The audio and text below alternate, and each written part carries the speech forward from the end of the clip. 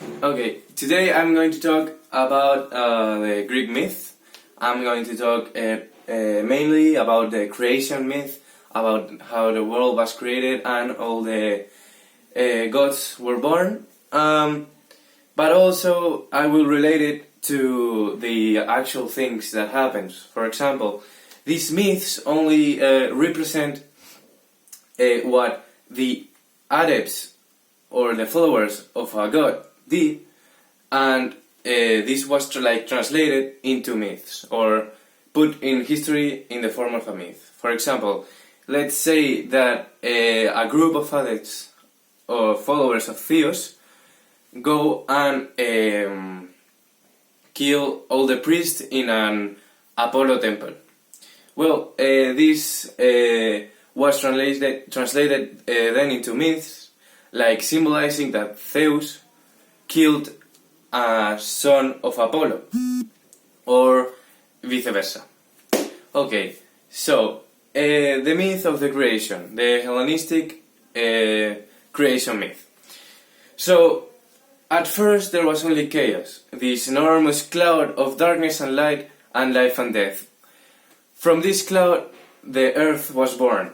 This earth, this goddess of life, of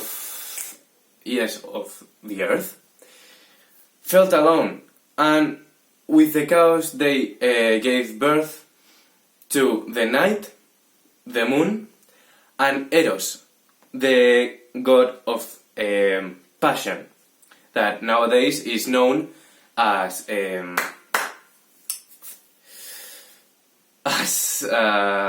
lo diré. Well, the god of love, the one with the bow and arrows, I don't remember the name. Well, the San Valentine god. That his Greek name is Eros, not Cupido, that's it. Cupido is the Roman one. So, then Earth started giving birth only by herself, without any kind of mating, and she gave birth to the first, let's call them Titans, that were these giants that had 100 arms, 100 legs, and 100 heads. These were the Hecatonchires. Along with the Hecatonchires, the Cyclops were born, masters of the forge and craftsmanship, I think it's said that way, I don't really know. This is said that the soul of the Cyclops is now living, let's say, in their uncorporeal way in the depths of the Etna volcano. Well, along with the Cyclops and Hecatonchires, the Earth gave birth to his son Urano. Urano was born to be a king, to be the first king of the universe. Uranus sent kisses to his mother that were made actually in the form of rain. This rain, when landed in the Earth, created all the green life and all the oceans and seas. From the mating of the Earth with Uranus, the Titans were born. There is a specific Titan that is well to known. I only know a few, like Japeto, Rhea, Aesion, and Uranus. I only know a couple, there is like 11, I think. Or no, there is 12, 6 males and 6 females. And the most important born from Uranus and Gea is the goddess of Earth, I forgot to mention that, was Kronos. Kronos was the most, let's say, aggressive and the most that had the soul of a warrior. Uranus, well, he was the king of everything, and he was in fear that his sons and daughters will take him out of his throne, of his universal throne. So he forced Hea to trap her sons in her belly, in the insides, in the center of the earth. Of course, Hea didn't like this, and she was pretty mad. So to end this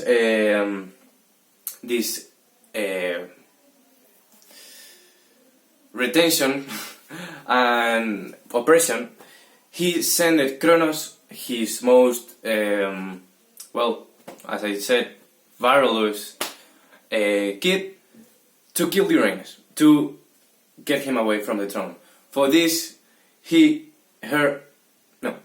gave him a weapon, and a special weapon. It was una hoz, I don't know how to say it in English, but let's say it was a sword, a curved sword, like a cimitarra, made out of pedernal and obsidian.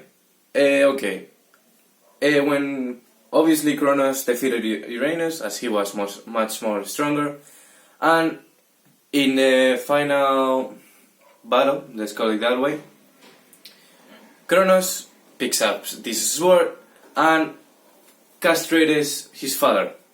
And then with his left hand, he throws the genitals to the sea. That's why in the past the left hand was known as the cursed hand, and that's why, for example, it's very probable that the Indians copied this kind of myth, and that's why in India it's forbidden to be left-handed. That's just a suggestion from the book, like the book I told you, the Robert Graves. He suggests that all religions are connected, and I also believe that, because in the past the Greeks traveled all the way through Asia and all the way through Europe, including also North Africa. And there is a lot in common in the religions. Egyptian religion has like 3 gods in common and a lot of stories in common. And there is also, back in America, there is Indian religion that also has similarities with the Greek religion. But this is just, for you to know the nowadays, like, I am very good with my right hand, soy muy diestro. That's maybe because of this kind of stuff. Okay, moving on. Kronos throws the genitals away, and the blood that landed in the earth was transformed into terrible creatures that they were called the Furies.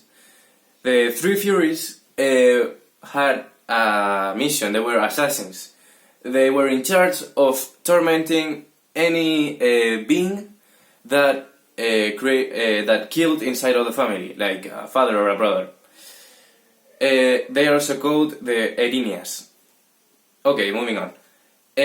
Also, the blood that landed on the sea, on the foam that was created in the sea, in the waves, Aphrodite was born. And hence the Botticelli, as you can see the Botticelli picture, she's being born from the seas in a seashell. Well, this comes from the blood that was spared in the... I forgot the name. Okay, next. Moments when Uranus was about to die, Hea and Uranus predicted to Kronos that one that was about to become the king, one of his own child, was going to kill him and banish him, as he did with his father.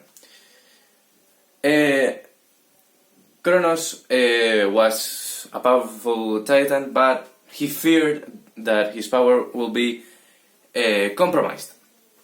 So basically, he forced his wife, Rhea, the other titan, to swallow, to give him their newborns, and for him to swallow them and don't let them, kill him. Rhea obviously was sick of this behavior, and for the last child, Zeus, he gave a stone to Kronos instead of the child. This stone was then put away when it was extracted from the dead body in the Delphos temple. Okay. To prevent Kronos from finding out, Rhea put away Zeus in charge of 2 nymphs and a goat. The goat was in charge of milking Zeus, and the nymphs will just take care of him. As Kronos was the king of the skies, the seas, and the earth, for him not to know that Zeus was hidden, they put him in a tree, because in the branches of a tree, Zeus was neither in the sky or in the floor, or in the earth.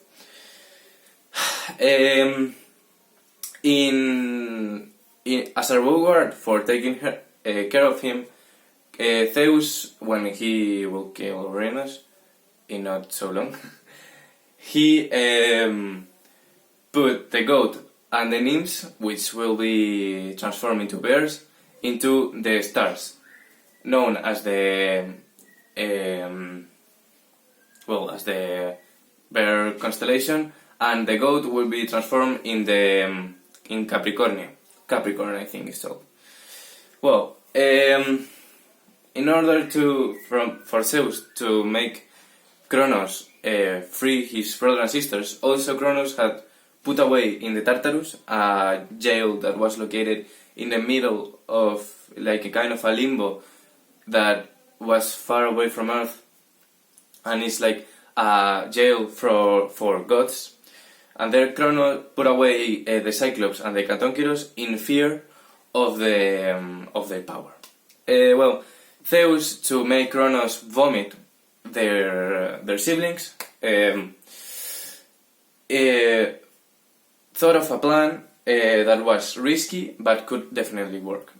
He asked her mother Rhea to make him the official water bringer, like the one who brings their masters the drinks, of Kronos. So he was his, let's say, súbdito, his slave. But he was not. He was a clever guy. So what he did was plant a potion, special potion, in Kronos' drink that made him vomit all his siblings. When all the gods were out, that were 12 gods, the Olympic ones. Well, no, in this case there were not 12. That's from next, because they will mate between them, and then the 12 Olympic gods will be born, but that's after the Titanomachy. That is the word that we call to the world that where Titans fought against gods for the throne. The first ones that were saved from Kronos were, I think it was Demeter, Hera, Poseidon, Hades, and Hestia, the goddess of home and family, and what else? I think I'm forgetting one, but they were 6. And Pan, the god of nature, that was as half god, half human.